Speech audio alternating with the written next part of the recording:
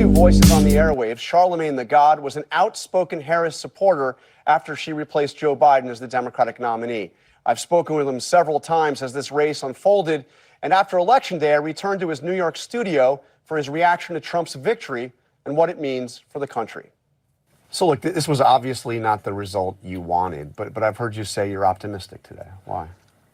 Well, before we get to Charlamagne here, hey guys, it's that dude named Dave, and I am back with another video. Before we get started here, need you guys to do a few things for me. Click on subscribe, comment, like, and that bell notification below because I'm on the road to 20,000 subscribers. It's a big goal, large goal, but you know what though? It's my goal, so thanks for supporting here. Also down below, you see that little $ that's highlighted down there? That's the super feature. Super chats, super thanks, super stickers, as well in the description box below for the Cash App, $ that dude named Dave. The donations, gotta keep the lights on. Anyways, enough about me. Y'all ain't trying to hear about that.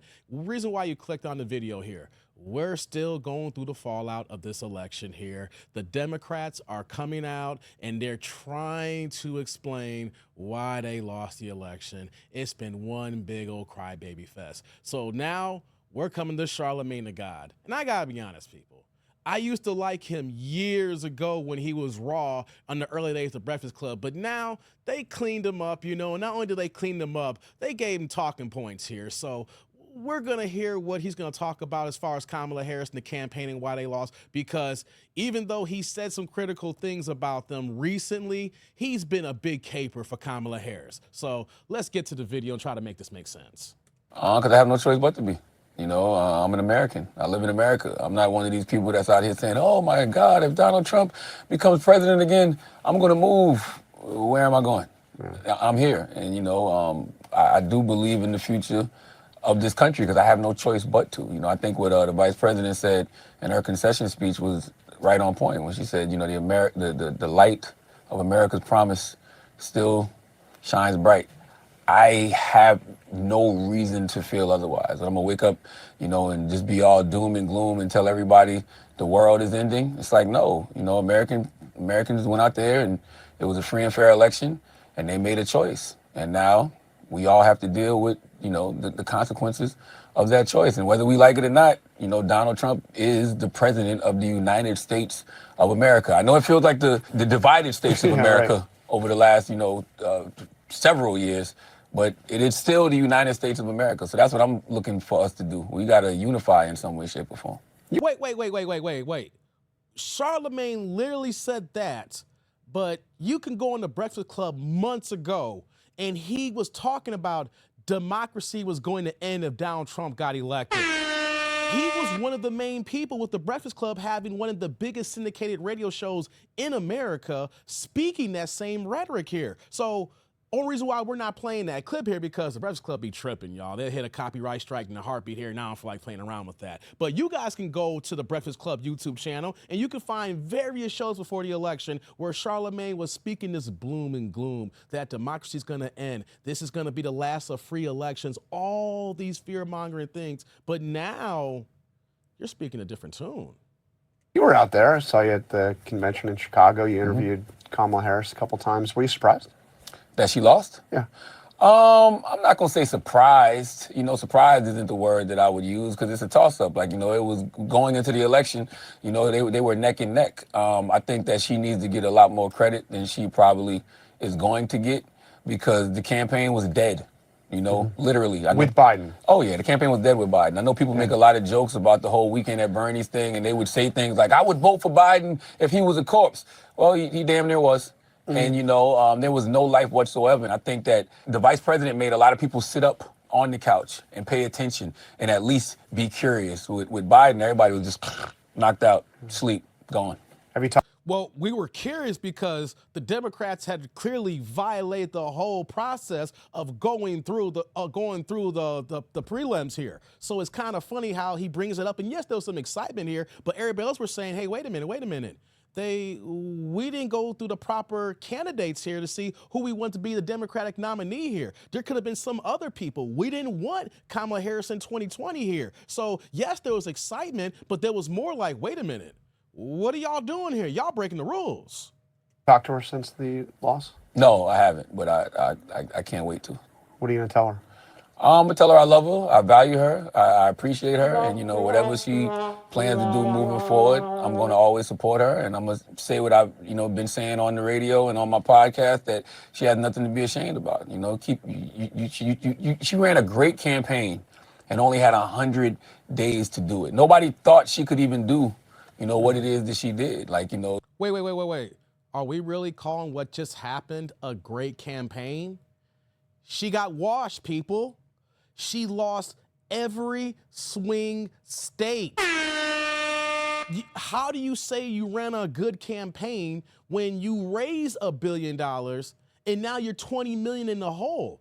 And then when you look at the money they spent on so many entertainers, when you think about giving Meg Thee Stallion $5 million, giving Beyonce $10 million, giving Glorilla $3.5 million, giving Eminem $1.8 million, giving Oprah, oh my bad, because what she said earlier, Harpo Productions $1 million. That right there is over 22 million people and change. If you didn't do those endorsements, you wouldn't be in the red right now. But Charlamagne, you're saying that this was a great campaign? Come on, man. The first day, getting all the delegates in line, raising the money that she raised, digging the campaign out of a hole to where they were neck and neck on election day. And she inspired. They were not neck and neck, guys. What are we talking about neck and neck? Are we talking about the Democratic polls when they went through their analytics to tell who's going to win and they had this high probabilities with their numbers game here? Nah, okay. How you neck and neck when you lose all the major battleground states? No, your information was wrong. These are just the talking points that they're trying to throw out to us when in actuality, it was just a dead man walking.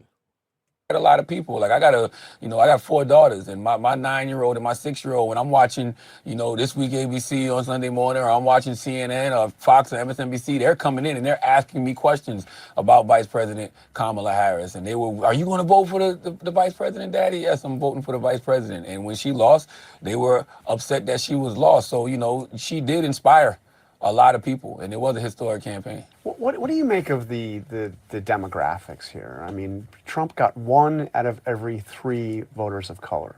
No. Yeah. 1 out of 33%. No. Really? Yeah.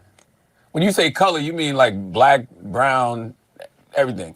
Oh, well, I think that, people have different issues that they care about. And I think that there's nobody out there that's a single issue voter. I think some of this is a backlash to race and gender and identity politics. But, man, most people, they just care about keeping food on their table and keeping a roof over their head. And I think sometimes people forget about that. I think that they forget about, the working class. And for whatever reason, Donald Trump speaks to the grievances of the working class in a real way. And I keep telling folks, people will forget what you did, they'll forget what you said, but they'll never forget how you made them feel. And when you go back to 2020, even though it was a pandemic and it was COVID, yeah, people don't care. All they know is they got stimulus checks with his name on it, and that's what they remember.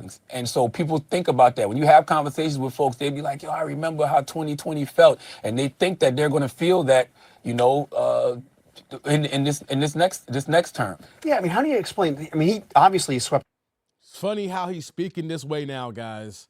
Oh my God, the way that the things that was coming out, the rhetoric from the Breakfast Club, is the reason why I don't even watch them anymore. Whether on YouTube or in the morning times when I'm commuting to work, I used to watch them, and that would be my routine every day, is listening to the Breakfast Club. But the things that he's saying now, these weren't the things that were speaking. It's one big old echo chamber with him and DJ Envy, and of course their new member with Jess Hilarious here. It's one big old echo chamber. But the thing is, they're not even very skilled in the politics, political talk here. It's like they give them talking points to be the agree guys. It's like, yeah, gotcha, the cheerleader types. But what he's saying now, y'all weren't saying this 2 months ago. It's funny how you're speaking this way now. The battleground states, he drove up, turnout around the country in Republican areas, but he did much better than he had done before in places like Chicago, Brooklyn, Queens.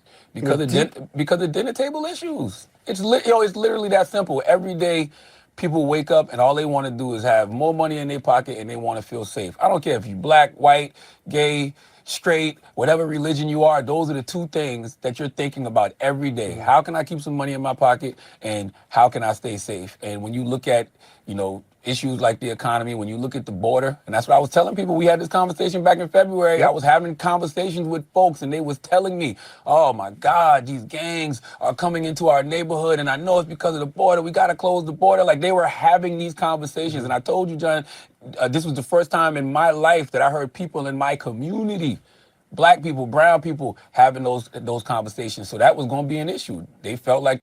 What I want to stop there for a second there, because he mentioned about the migrants and illegals. I'm here in Chicago right now. It's real out here in Chicago. I have not seen in the last 2 years such a wave of illegal homelessness that I see in downtown Chicago, because I work in the Loop. The things that I've seen, I've been working in downtown Chicago for 17 of my 24 years in my career. And I am used to seeing, unfortunately, black homeless men and, of course, white homeless men. And then so many of them are our veterans who worked, who supported, who put their lives in the line for this country here.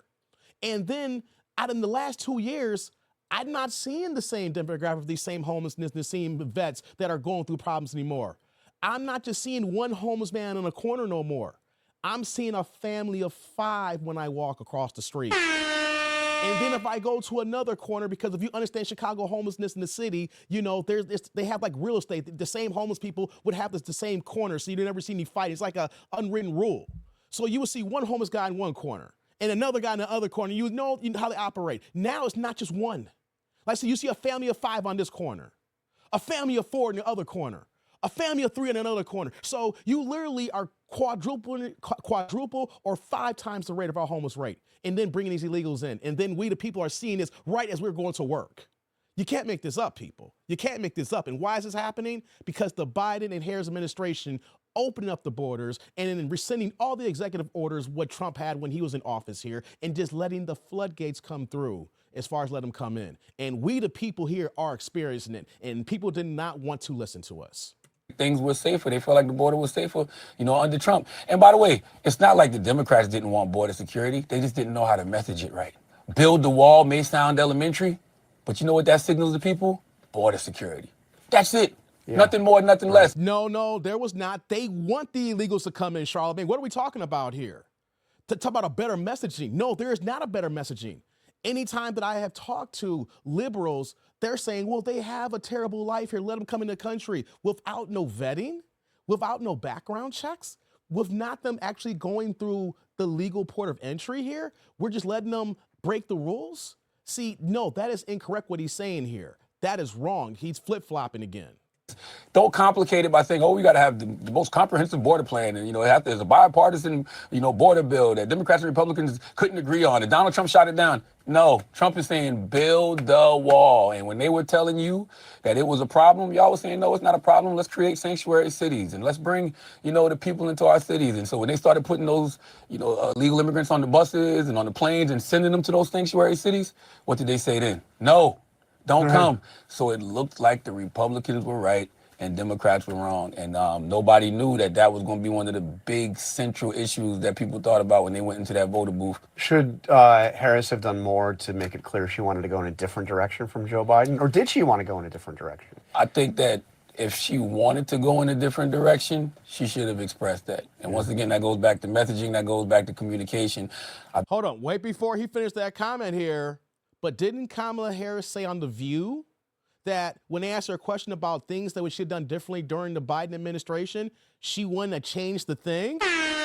So you can't say it's messaging, Charlamagne, when they're saying what we're hearing, that they was going to follow the same blueprint here. The message is still going to be the same message. So it doesn't matter. So they just not weren't listening to us. Come on, man.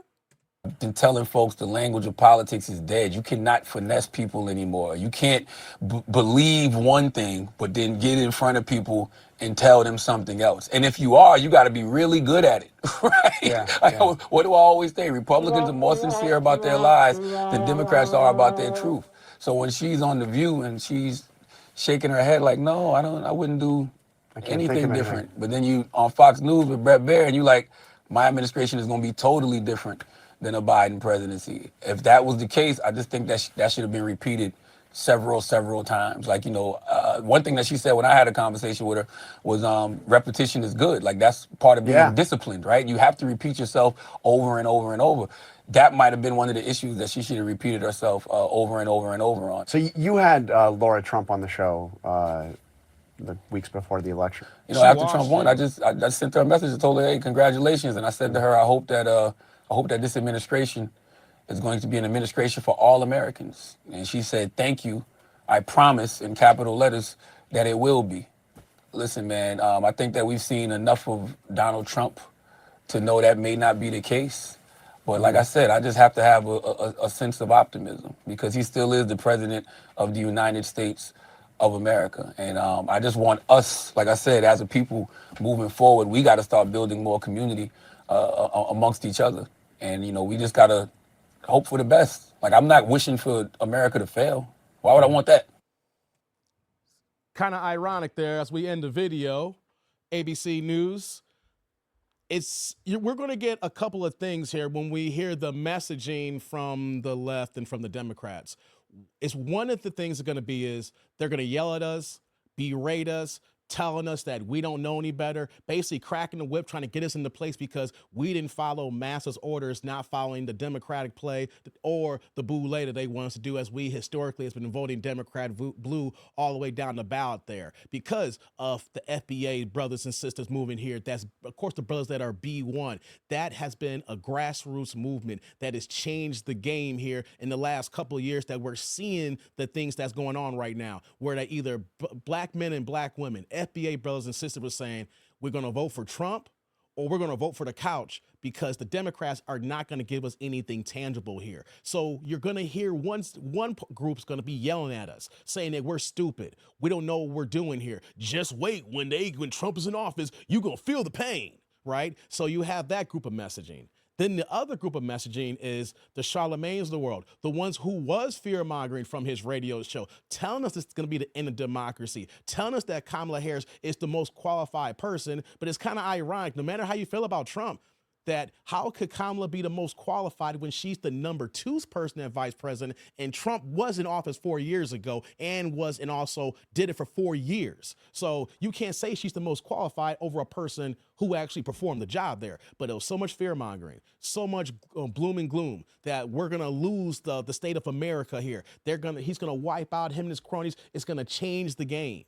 So we're hearing that months ago. And now he's like, I don't want America to fail. Well, it looks like Republicans were right, and then it's the messaging. Maybe we should have done this. Maybe we should have done that, but not even looking at the previous words we were saying that was divisive and the fact that was completely, utterly wrong here. But hey, what do I know? I'm just a YouTuber. Let's get the conversation started.